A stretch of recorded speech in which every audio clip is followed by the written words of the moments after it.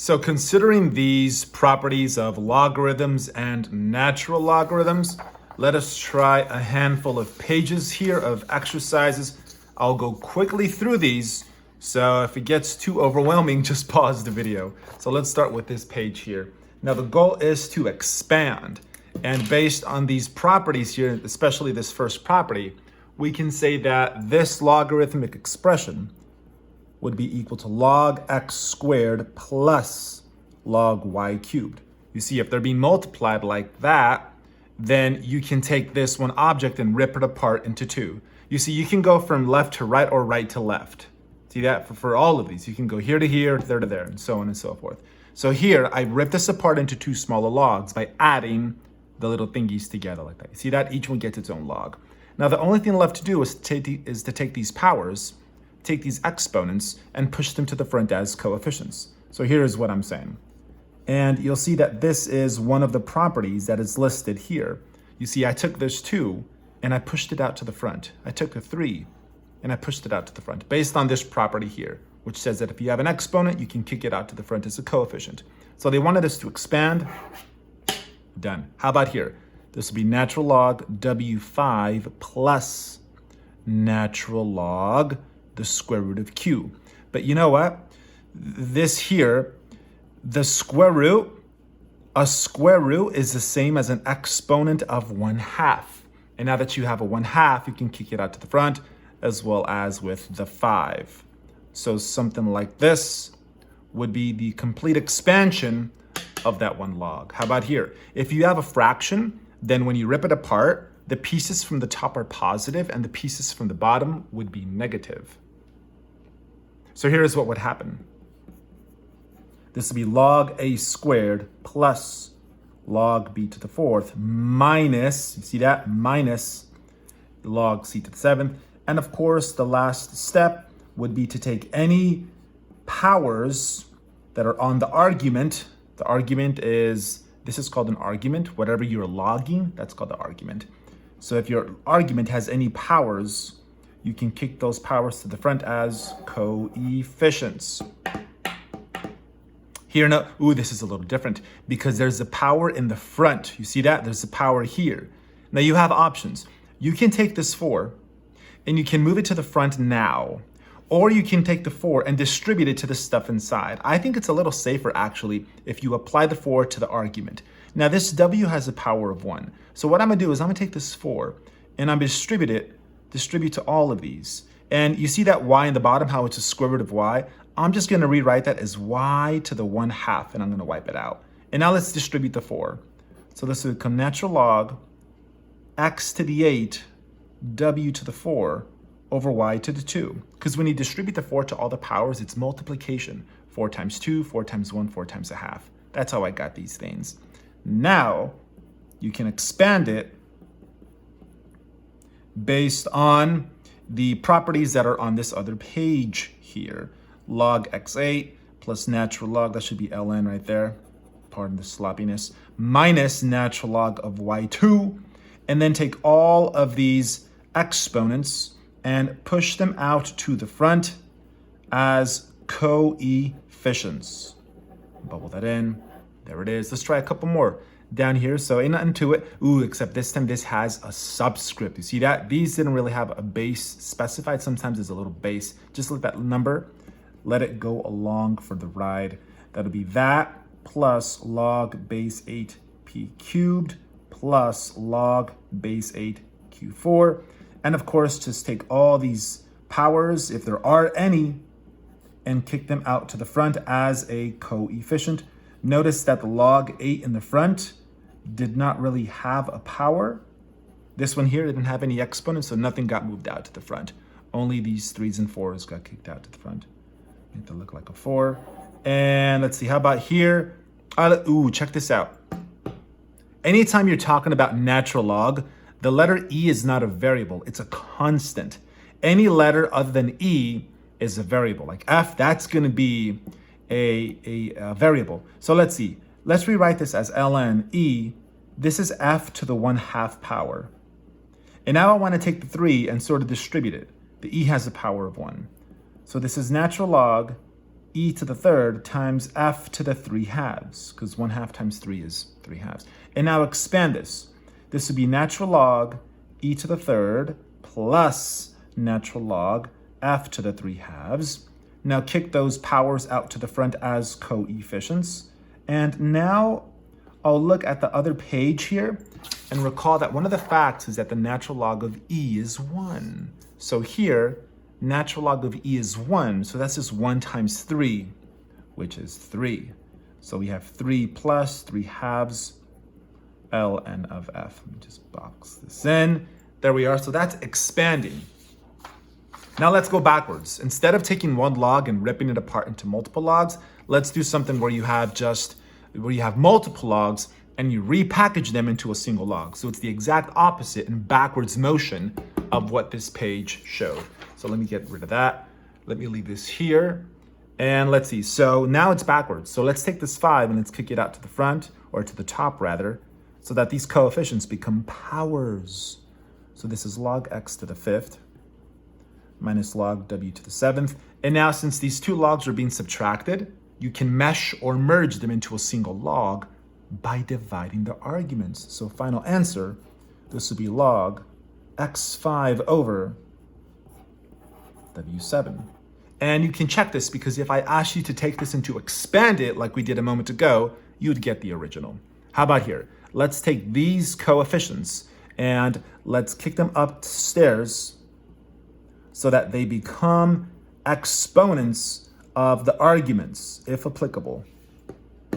We've done that. Now, let's take all 3 natural logs and let's turn them into a single natural log, where notice that this is a negative term. And if you have any terms that are negative, they'll go to the denominator. So here's what I'm saying. This will be square root w times q4 over r. Let me explain myself. So the square root of w right there, that went to the top because this term was positive. Q4, that argument went upstairs because that term was positive. R came to the bottom because that term was negative. And so that's how you condense. A couple more. What if the thingy's been divided by 5? Notice there's a 1 right there in the front. So this fraction can be rewritten as 1/5 log h minus log f plus log 6. And let's take that 1/5 and let's just move it upstairs here as a power. Let's scratch that off. And now, why don't we do this?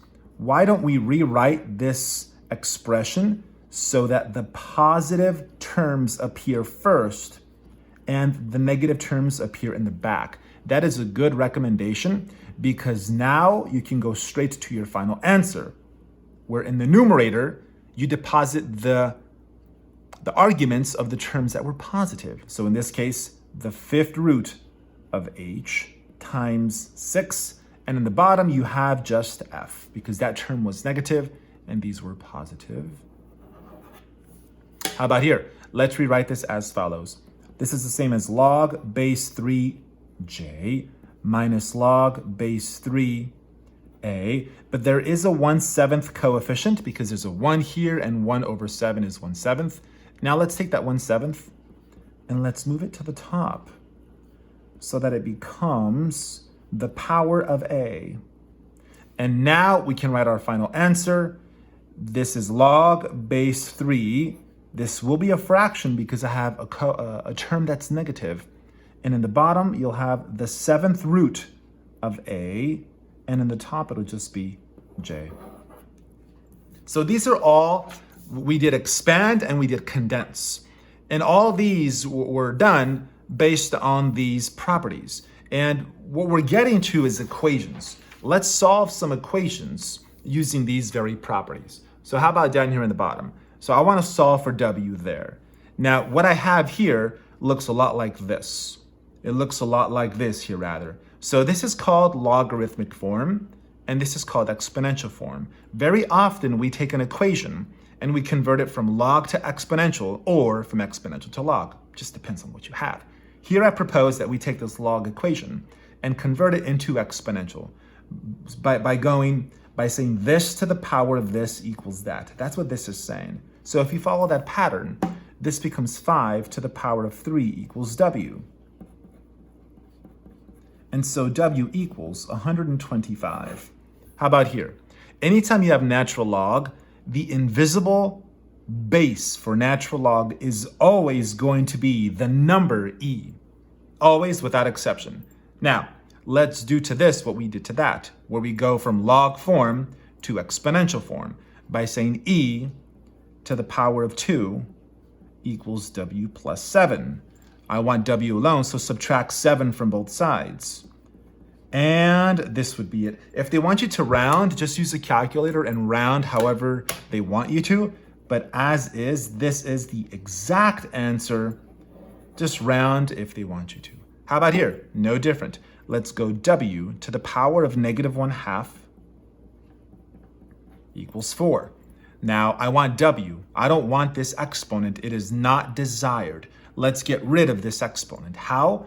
By raising both sides to the reciprocal exponent. What is the reciprocal of -1/2? It would be -2.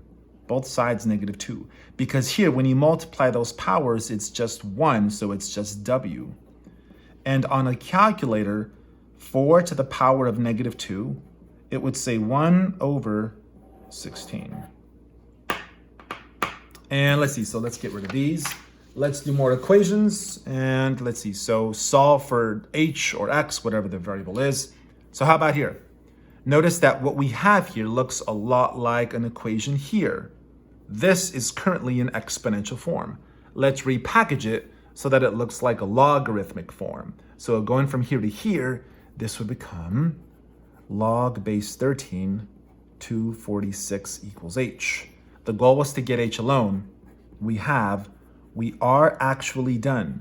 This is the exact answer. If you want to round it, find on your calculator the button that says this right here. You see that button? That's what you want to hit. So if you hit that button, you can type in the 13 and then the 246, and you can get a decimal, and you can round that decimal however they want you to. But as is, I'll just leave the answers exact as I have been doing. How about here? Let's subtract the 9.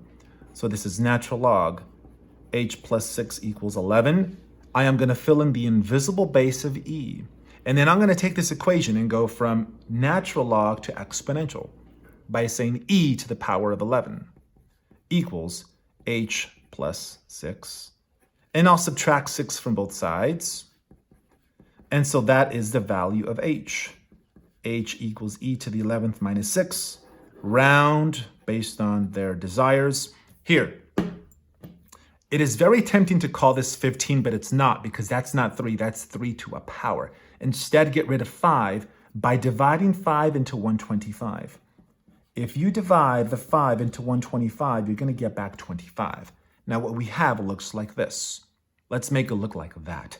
And that'll say log base 3 of 25 equals 4 minus h. And what I'm going to do is I'm going to add the h to that side, and I'm going to subtract this number to this side. So it would be positive h equals 4 minus log base 3 of 25. And again, this is the exact value. Round on a calculator if you'd want. How about here? Let me subtract the 7 from the -2. And if I do that, this stays, and this will become -9. And then I'm going to divide by -3 both sides. So I'd get log 4, 5 minus h equals 3.